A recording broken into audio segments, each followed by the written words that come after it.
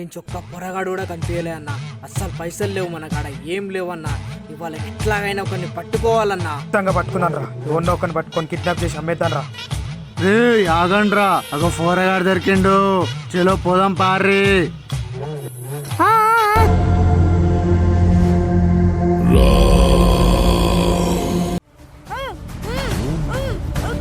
బండి పోట్లేరా ముందరికి. అరే ఎవరు బండి పట్టుకున్నట్టు అనిపిస్తుందిరా.